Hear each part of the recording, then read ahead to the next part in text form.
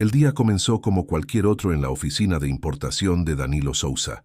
El aroma del café fresco se mezclaba con el olor del papel y, irónicamente, con el de la cera para pisos, traído por el carrito de limpieza de Renata. Ella, con su uniforme azul y su postura discreta, se movía por los pasillos como una sombra, una presencia tan invisible que la mayoría de los empleados ni siquiera la notaba. Danilo, sin embargo, la veía como un estorbo. Para él, Renata era el recordatorio diario de que, a pesar de todo su dinero, todavía tenía que convivir con la gente sencilla que se interponía en su camino. Esa mañana de otoño, Danilo estaba más irritado de lo normal. Un contrato que consideraba asegurado con una empresa alemana había sido cancelado repentinamente. Entró en su oficina, arrojó el abrigo sobre la silla y la carpeta sobre la mesa con un estruendo. «¡Mariana!», gritó, y la secretaria, sabiendo lo que le esperaba, entró en la oficina con un cuaderno en la mano. «Dile a la limpiadora que no quiero volver a ver ese carrito en mi pasillo. Es una falta de respeto. Pago para que limpie, no para que estorbe en el medio del camino». Mariana, que siempre se había sentido incómoda con la forma en que Danilo trataba a Renata, respondió: «Señor, ella solo estaba organizando su material antes de comenzar con la limpieza pesada». Danilo la ignoró. «No me interesa. Mándala a la otra punta del edificio y que no vuelva hasta que me haya ido». Renata, desde el pasillo, escuchaba todo. Sintió la humillación en cada palabra, la misma que sentía todos los días. Se había acostumbrado a ser el blanco de las bromas, el objetivo de la ira de Danilo, pero cada insulto era como una pequeña cuchilla que cortaba su dignidad. Tenía 43 años y era especialista en lingüística, pero debido a su situación financiera y a la lista negra que la perseguía, aceptó ese trabajo para pagar el tratamiento médico de su hija, Sofía, que padecía una enfermedad rara. Sabía que la competencia no importaba cuando se trataba de prejuicios. Ella era invisible. El ambiente de tensión en la oficina se rompió cuando llegó el correo. Un mensajero entregó un sobre grueso, con sellos y timbres que Danilo reconoció como oficiales, pero en un idioma que nunca había visto antes. Era una correspondencia de Austria, y el sobre estaba dirigido a él. Danilo abrió la carta, y su expresión de ira se transformó en confusión. Los documentos estaban escritos en alemán, un idioma que él apenas entendía a nivel básico. Leyó las palabras Erbe y Millionen, y su corazón se aceleró. Herencia y millones. Parecía que una empresa austriaca de consultoría jurídica estaba intentando contactarlo. El valor era demasiado alto para arriesgarse a usar un traductor en línea. Convocó al equipo. «¿Alguien aquí habla alemán de verdad?», preguntó. Algunos empleados, como Roberto del área comercial que había hecho un curso en línea, se ofrecieron. «Señor Danilo, yo puedo. Tengo fluidez en alemán. Pasé 3 semanas en Austria y me manejé bien», se jactó Roberto. Pero Danilo lo ignoró. Necesitaba a alguien que realmente entendiera el lenguaje jurídico. El pánico se extendió cuando la secretaria, Mariana, leyó el plazo para la respuesta. «Señor, tenemos menos de 4 horas para responder. Si no lo hacemos, considerarán que rechazamos la herencia. El valor es de más de 10 millones de euros». Danilo palideció. 10 millones de euros. Era más de lo que jamás había soñado.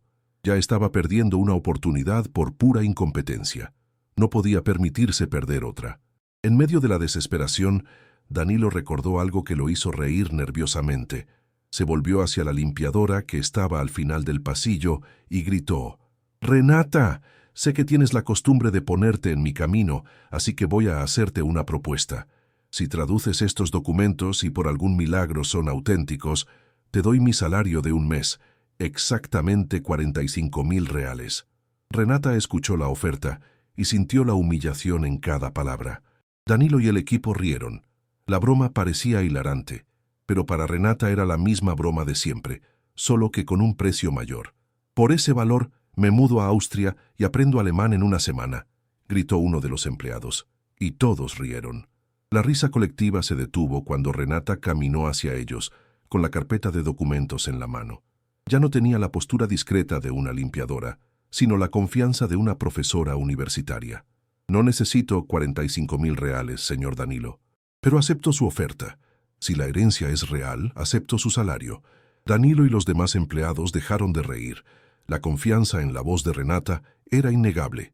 Él extendió la mano y ella tomó el documento. Leyó la primera línea y con un acento perfecto que los hizo temblar tradujo: «Estimado señor Danilo Sousa, por medio de la presente correspondencia, le informamos sobre el fallecimiento de su tío, Joseph Sousa, en Viena». La traducción de Renata fue impecable. Tradujo todo, incluidos términos jurídicos y cláusulas complejas, sin cometer un solo error. Danilo, en shock, no pudo contenerse y preguntó: «¿Cómo sabes alemán?». Renata, con una postura confiada y profesional, respondió: «Fui profesora de lingüística en la Universidad de São Paulo, especializada en lenguas germánicas y eslavas. También soy traductora jurada». La oficina quedó en silencio. No podían creer lo que escuchaban. La mujer a la que trataban como basura era una profesora universitaria. Continuó: «Denuncié un esquema de corrupción en la universidad. Perdí mi empleo y fui incluida en una lista negra. Con mi esposo desempleado y mi hija con una enfermedad rara, acepté el primer trabajo que apareció y aquí estoy». Danilo estaba avergonzado y humillado. No sabía qué hacer, pero sabía que necesitaba la ayuda de Renata. «¿Me vas a ayudar?», preguntó. «Sí, te voy a ayudar, pero tengo una condición. Quiero ser reconocida como tu consultora, no como una empleada de limpieza». Danilo asintió, y Renata, con la ayuda de su celular y la computadora, comenzó a redactar la respuesta. El plazo corría, pero ella estaba confiada. «Tenemos que enviar una respuesta en alemán, y debe ser por correo expreso, con un plazo máximo de 1 semana». Danilo estaba sudando. No podía creer que estaba confiando su fortuna a una limpiadora. «Señor Danilo, no puedo ir al consulado alemán hoy, pero puedo llamar a un amigo que trabaja allí. Él puede ayudarnos con los detalles y enviar la respuesta». Danilo asintió sin decir una palabra. Estaba demasiado conmocionado para hablar. Renata llamó a su amigo, un abogado alemán que había sido su alumno, y explicó la situación. Él aceptó ayudar y enviar la respuesta. Danilo se sintió aliviado, pero aún no podía creer cuánto había subestimado a Renata. La carta fue enviada y la herencia fue confirmada. Danilo tuvo suerte, pero su suerte estaba en las manos de Renata, una mujer a la que había tratado como basura durante 2 años. Necesitaba hacer algo para compensarla. La confirmación de la herencia llegó por correo electrónico, y Danilo no podía creer el giro de los acontecimientos. La fortuna de 10 millones de euros era real, pero lo que más lo sorprendió no fue el dinero, sino la lección que había recibido. Había subestimado y humillado a la única persona en toda su oficina que podía haberlo salvado. La culpa y la vergüenza eran un peso que nunca imaginó que sentiría. Al día siguiente, llamó a Renata a su oficina, un gesto que era inédito. Nunca había invitado a un empleado de limpieza a una reunión formal. Renata, que ya estaba preparada para volver a su rutina, entró en la oficina de Danilo con una postura diferente, no ya la de una limpiadora invisible, sino la de una profesional competente. «Renata, yo te debo una disculpa», comenzó con dificultad. «Te traté de una manera inaceptable. No conocía tu historia, pero eso no es excusa para mi arrogancia». Se levantó, la miró y continuó. «Tú me salvaste, y quiero compensarte por eso.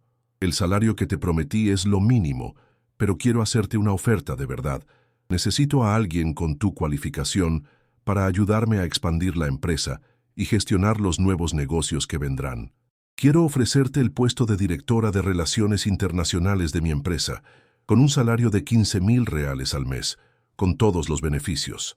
Renata escuchó la oferta en silencio. Sabía que esa era su oportunidad para cambiar de vida, pero no podía aceptarla sin establecer algunas condiciones. «Señor Danilo, acepto su propuesta, pero tengo algunas condiciones. Primero, quiero que me dé un contrato por escrito con todas mis funciones y responsabilidades. No quiero que en el futuro alguien diga que no estaba cualificada para el cargo. Segundo, quiero que me dé su salario de 1 mes, como prometió. No quiero el dinero para mí, quiero invertirlo en el tratamiento de mi hija, Sofía, y en el futuro de mi familia. Tercero, quiero que me dé la libertad de trabajar desde casa, para poder cuidar de mi hija, que tiene una enfermedad rara». Danilo aceptó todas las condiciones de Renata. Se sintió aliviado y agradecido. No solo había encontrado a una profesional excepcional, sino que también estaba ayudando a una persona que estaba en una situación de vulnerabilidad. La noticia de la contratación de Renata se extendió como fuego en la oficina. Algunos empleados estaban sorprendidos, otros conmocionados. La limpiadora invisible ahora era la directora de Relaciones Internacionales. Danilo se sintió orgulloso de su decisión, pero su arrogancia aún no había desaparecido por completo. Todavía tenía algo de su antigua personalidad, lo que lo convertía en un hombre difícil de tratar. La nueva vida de Renata comenzó con una tarea urgente.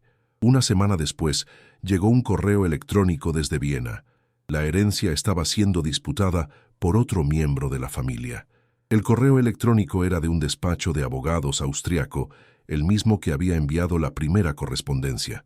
La nueva carta estaba en alemán y hablaba de una prima lejana que afirmaba haber vivido con el tío Joseph y tener un reclamo legítimo sobre la herencia.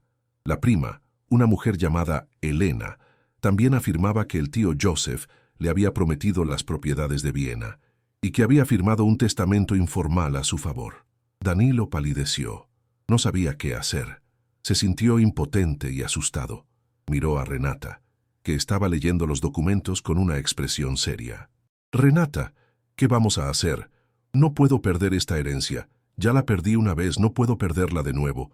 Renata respiró hondo y respondió: «No vamos a perder.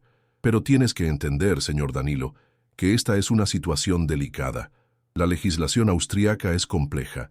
Valoran la tradición y la historia familiar, pero también respetan los testamentos.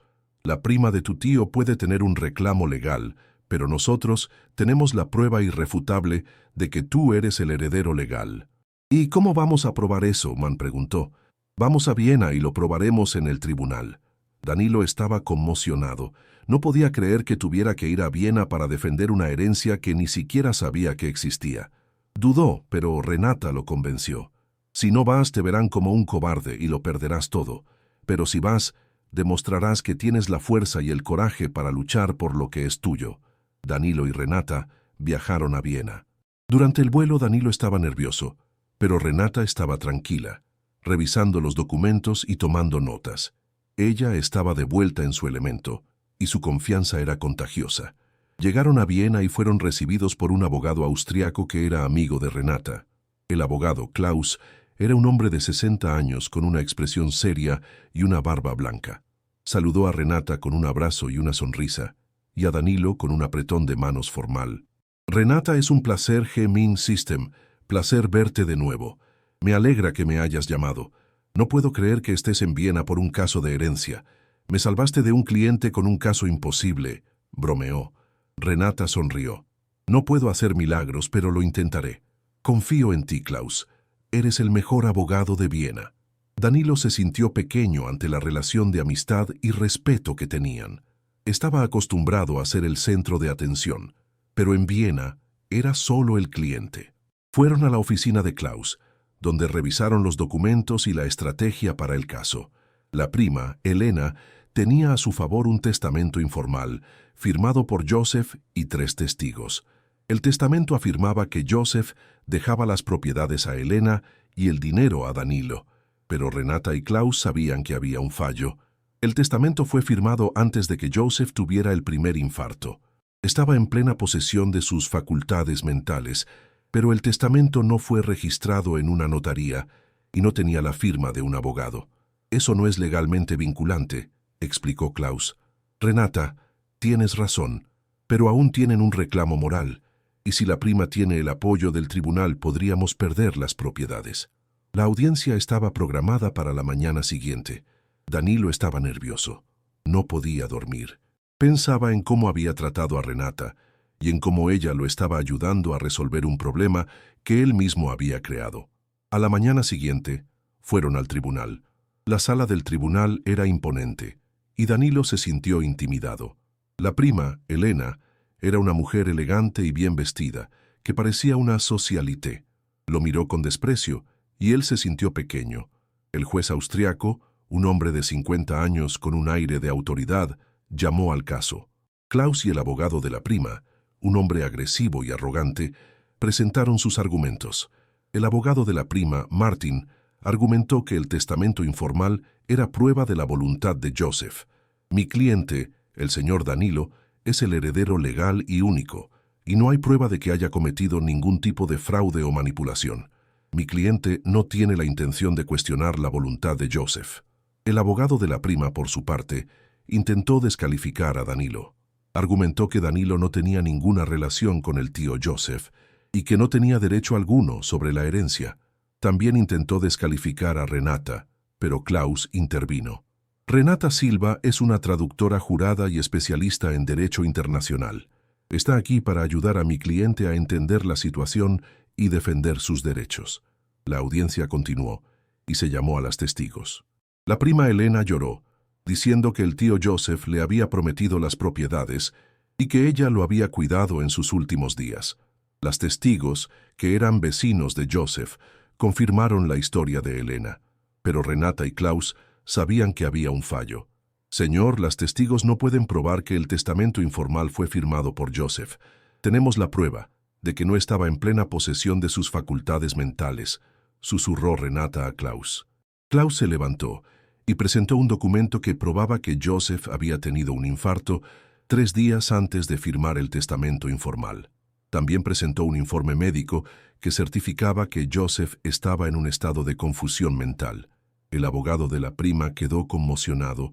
No podía refutar la prueba. El juez austriaco pidió un receso para analizar los documentos.